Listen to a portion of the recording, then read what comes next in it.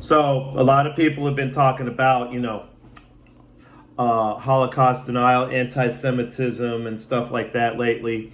And for the record, the most prolific denier of the full scope of the Holocaust, is the United States government. The United States government, after World War II, quickly shifted its focus from, fighting Nazism to counteracting the Soviet Union. Now, my opinion is it didn't have much to do with communism. It had more to do with the fact that the Soviet Union was, the main competitor, and American elites wanted to be able to spread their influence and make as much money as possible. And the Soviet Union was an impediment to that. That was a real reason the United States had a major problem with the Soviet Union. I mean, there is the idea of communism and all this, and how scary they made it seem to Americans. I don't buy it. I think that was more of a push from American elites and oligarchs to take advantage of the destruction of Europe and every other power center in the world, and also to counteract the Soviet Union so that, people like Rockefeller could make more money, or his family, or the Dulles family, whoever Dulles was connected with, the guy that owned United Fruit Company. Okay, so we get that. We get that was all, a kind of a grift.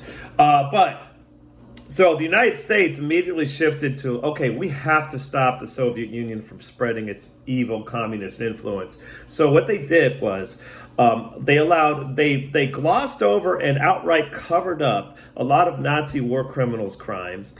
I think they downplayed or underestimated the true scope of the Holocaust and the death camps. Okay. Because they wanted Germany to be a power. After the World War II, there was like a debate. Some people, like the British, for example, they just wanted Germany out of the picture completely. They wanted Germany to be forced into being an agrarian sort of society type of deal, right? Whereas the Americans said, hey, why don't we rebuild Germany and get it back to being this big industrial power, so that West Germany can now be this barrier to the Soviet Union, spreading its influence into the rest of Europe. They just didn't want the idea of communism to spread too much. So they wanted to make sure that Germany, the central country in Europe, was very economically powerful, because that kept people happy and that helped keep the rest of the Europe, prosperous, right? So Germany had this remarkable recovery, which makes me as a German actually very proud. Just growing up and understanding that the entire country was, I don't know about the entire country being level, but it was certainly decimated to a large extent. And, by the 1980s, when I was growing up there, it was already just, super rich, super prosperous. Everything was super nice, the government was, there was good management in the government. All right. So the United States did things like this. The United States would, for example, Erwin Rommel. So the United States kind of helped rewrite. They created this persona in Erwin Rommel that didn't really exist, because they wanted to make Erwin Rommel look like this virtuous sort of hero, right? So that Germans can, kind of rally psychologically, around this hero after the war, and like, oh, Erwin Rommel, he's the guy that we should all emulate. And, the German people needed a hero like that. So despite the fact that Erwin Rommel was one of Hitler's closest confidants for quite some time, right? And Erwin Rommel knew very well what was going on with the persecution of the Jews in places that they conquered. He knew what was going on. He looked the other way. Okay, he's an accessory to the crimes by virtue of that alone. He may have actively participated in them, but the United States glossed over this dark side of his history because they wanted to create this virtuous hero that the post-World War II German people could look upon. And then, that's just one example a lot of people don't think about. But this was a consistent sort of thing. After World War II, the United States basically hired the entire Nazi intelligence agency and brought it into the new intelligence agency, right? So they brought a lot of people from the old Nazi intelligence. Again, these people were among Hitler's closest confidants. They brought them into the new intelligence agency, the BFV. I think at the time it was called something else, but the predecessor to today's BFV, which, by the way, for the record, is just a subsidiary of the CIA, bottom line, or the State Department, either or. They both are the same. So, as far as the Germans, the Germans that died in the death camps, most of which were political dissidents, okay, we have no idea of how many German citizens died. Because the German government, especially in the beginning, the Nazi regime tended to keep that secret. All right. Totalitarian regimes don't advertise when they murder people for being political dissidents. They find, they don't really advertise that loudly, right? So we don't know. Arguably, the Nazis kept better records of the Jewish people that they killed, and the Jewish people also had good records themselves.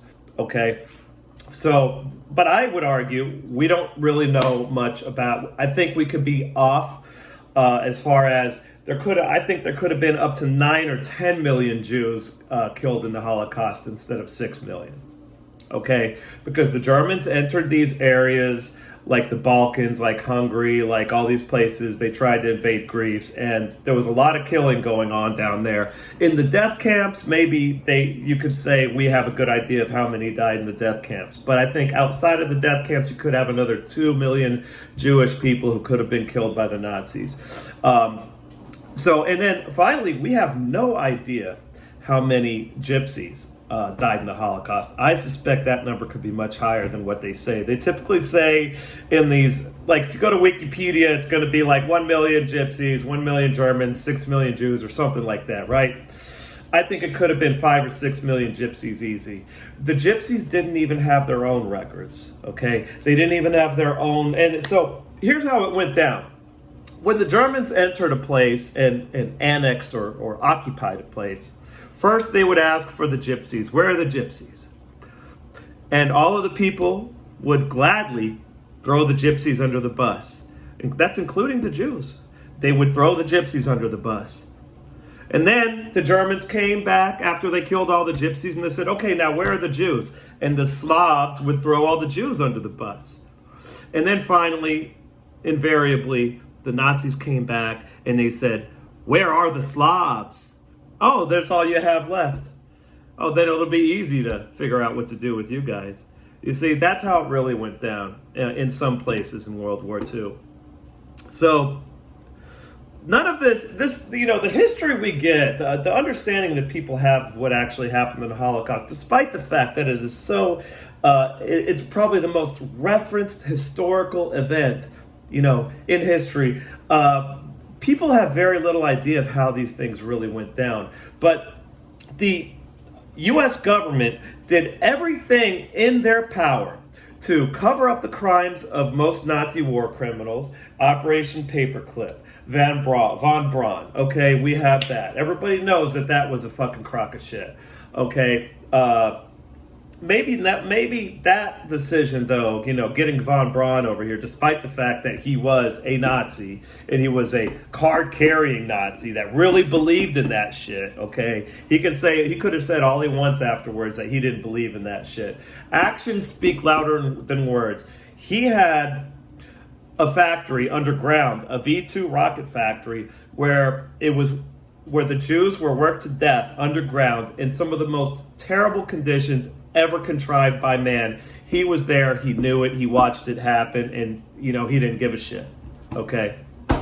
So von Braun is a war criminal, a Nazi, he was a fucking evil man. Okay. The United States covered that up. I think the United States downplayed the true extent of the Holocaust. Not only do they underestimate the amount of Jews that were killed, but they underestimate vastly the amount of gypsies that are killed and also the amount of Germans that were killed. Okay, so, and the United States brought a lot of that old Nazi regime, which were the German elites, especially, businesses, and all right, the businesses, a lot of the heads of business were Nazis. The United States covered all of that up, okay, and the extent of the downplaying of the Holocaust makes the United States government the most prolific denier of the true scope of the Holocaust. Okay, and I don't know what this push is right now. I think this is more like what's happening lately is people wanted to get rid of Ye for whatever reason. That's all good and well, but make no mistake, it's the U.S. government that's done more to deny the true scope and the war crimes committed during the Holocaust than any other organization in history in the world.